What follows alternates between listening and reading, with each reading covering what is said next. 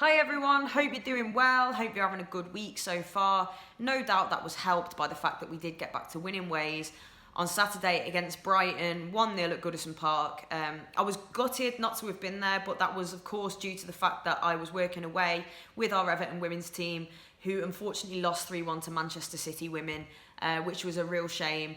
But if you haven't already checked it out, there is my post-match interview with Everton Women manager Willie Kirk after that game, and he talks about why it is such an exciting 2020 for Everton Women. More exciting news surrounding them all the time. We're being linked with even more exciting players. So yeah, there's such a buzz about it, and even if you don't follow women's football, I'd strongly encourage you to get down to an Everton Women game at some point, or whatever women's team that you support, your local team, presuming it's Everton if you're watching this. But anyway, I digress. So Everton versus Brighton, I have since watched the game, and I'm glad that I knew the result, given the final sort of half hour or so was a little bit nervy. That Glenn Murray chance right at the end, well, he had a couple, didn't he? But the one that was like, we're talking millimetres just past the post. Oh my word. Like I said, I was glad that I knew at that point what the score was and that we'd won the game, obviously. In fact, on the coach on the way to Manchester, on the team coach, like me and the other girl on there who supports Everton, we were like trying to get streams, trying to watch the game, trying to get what we could, and Richarlison scored just as we were getting into Manchester, so that certainly cheered us up and gave us a spring in our step. But yeah, as I said, unfortunately the girls lost 3-1, but we're back on Sunday at home against Reading. That'll be at the Merseyrail Stadium, the Pure Stadium, Hague Avenue, basically in Southport. I appreciate it's not really the easiest place to get to, but it'd be best to see as many of you down there as possible for what will be a great game. But yes, back to Everton versus Brighton, because of course we got the 3 points, back to winning ways, as I said. 3 wins out of 4 for Carlo Ancelotti, and when you take out that ridiculous FA Cup situation, it's been decent. The game against City, obviously that was disappointing, but it wasn't the worst thing in the world. And yeah, 3 wins against 3 teams that can be tough to break down, so he's done very well. And I must admit, I said we needed to see a response. We all knew we needed to see a response, and yeah, we responded in the sense that it was a win and a clean sheet. Would we have liked to have seen more in the performance, more of a response? Yeah, of course we would. But, the most important thing was that we got the 3 points. We did that. We're up to 11th in the Premier League table. I think it's like 4 points or so behind 6th place.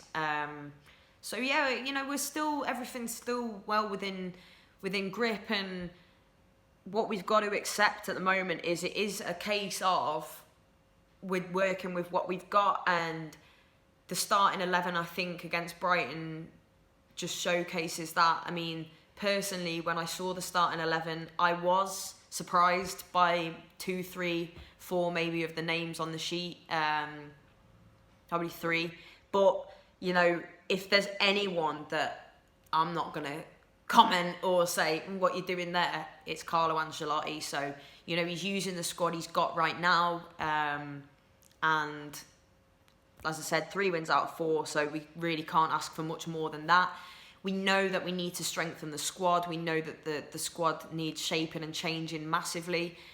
We can't do that all at once, of course, especially in January. It's harder. We all know it's harder to do business in this window.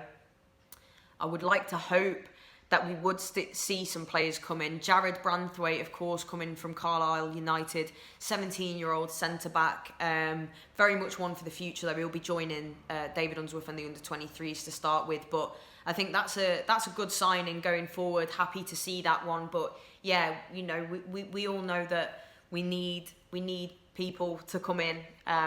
We'll have to wait and see how much business gets done. It was the AGM this week as well, of course, so we know that it was record losses for Everton this season. But I'll get back to that anyway. I was talking about the Brighton game. Yeah, so the starting 11, 2-3 that I wouldn't have personally chosen to see, but I'm not Carlo Ancelotti, so yeah, and we got the 3 points. I think we were the better side in the game ultimately. For me, Bernard and Richarlison ran the show for Everton. Bernard particularly, although, you know, Richarlison was the guy with the goal ultimately on the day, and what a goal it was. What a finish that was, and showing us, and Ancelotti had said it as well, you know, that he is a striker. He can. I'd always said I preferred seeing him cutting in from the left, but his recent performances are showing that he can obviously play very well as a centre forward, and a beautiful goal, excellent. And you know, the build-up play between Bernard and Luca Dean as well, and Richarlison, so that was excellent to see. You would have liked us to then obviously go on and push on to win the game more comfortably. There was, of course, the Calvert-Lewin goal that never was, the handball, the second half substitutions. A few people were, you know, grumbling about a little bit, but again, it's about getting the result and using what we've got, and we got the result over the line. So that was the most important thing, obviously, and so happy that we did get the win. It's obviously West Ham up next for Everton, which, yeah, David Moyes, we're confronting David Moyes again, and just to think what, little over a month ago, I was sure that it was going to be David Moyes, to be honest with you. Well, not sure, obviously, but, you know, there was so much talk of it, the position that we'd found ourselves in. So to now be in a position where we've got Carlo Ancelotti and we're going to be facing Moyes, it just shows the difference. You think they'd had Pellegrini, that didn't work out. They've gone back to David Moyes, of course, who they'd sacked, less than 2 years prior as well. Football's just mad, and we've got Carlo Ancelotti, but it'll be interesting to see how the two fare head to head. Must be an interesting one for David Moyes as well, to be honest, because I mean, obviously I don't know what's gone on, but he must have thought that there was a good chance he was going to end up back at Everton, and just strange how things can turn around. Obviously, Big Dunk had come in and did a fantastic job, and now we've got one of the best managers in the world. So yeah, it'll be an interesting game. West Ham, I think we're about 6 points ahead of them at this point.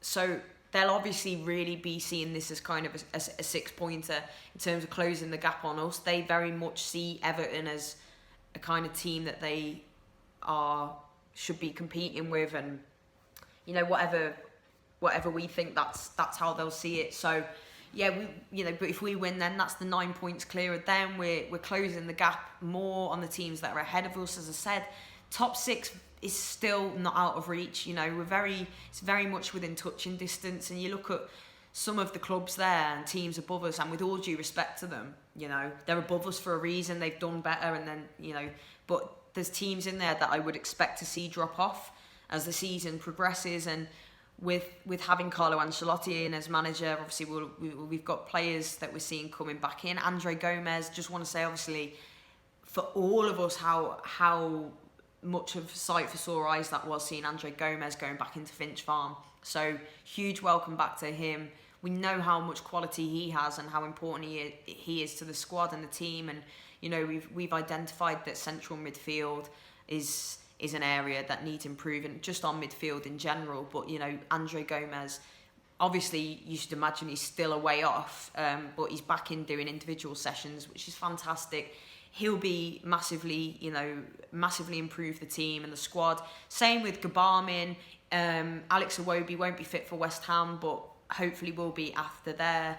Gabarmin is back, and Ancelotti said that because it was such a bad injury, they don't want to rush him, but he's back in training and he wants him to be back training with the team as soon as possible. So that's all good news.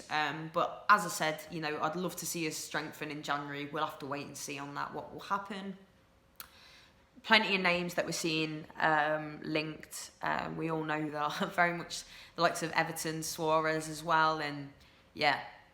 We'll wait and see. I don't like to get dragged into it too much because you just never know, do you? So, yeah, in terms of that, we'll just wait and see. In terms of the AGM itself as well this week, as I said, we recorded record losses for the 18-19 season. I think that's due to, you know, a lot of the wages and cash that was splashed out on signings and paying their wages, etc.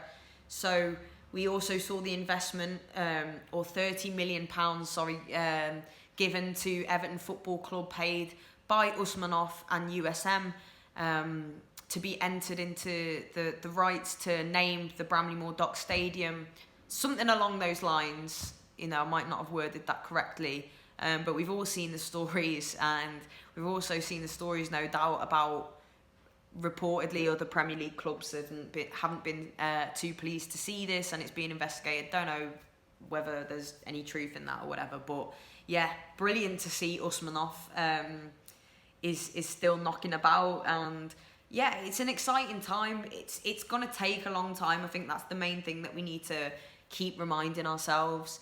It's difficult when you've got all these exciting things going on as well, and we've had all this money to spend, and you know, over years, and it's not gone right. It's not gone the way we wanted it to.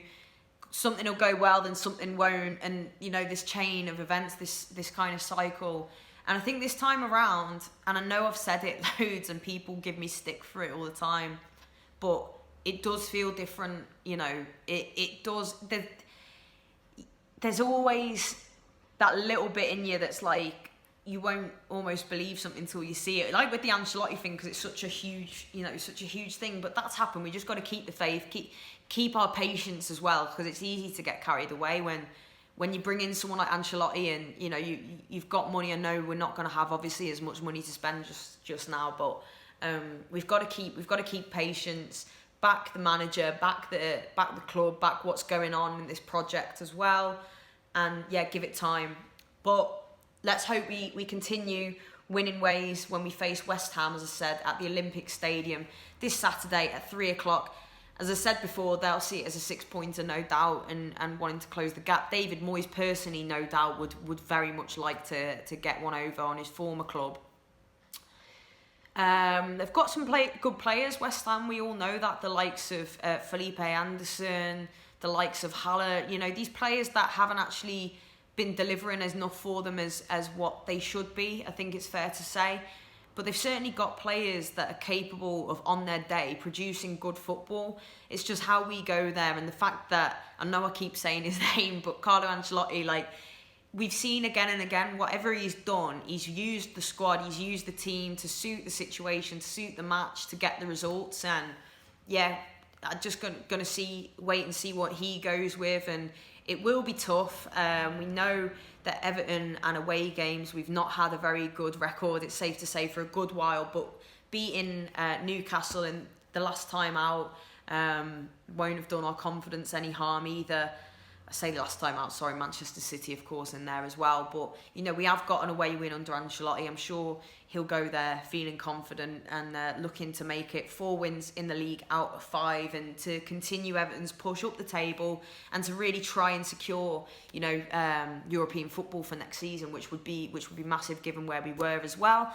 So, yeah, we look ahead to that one. And on Everton Women as well, I mentioned the disappointing result, but yeah, such an exciting time.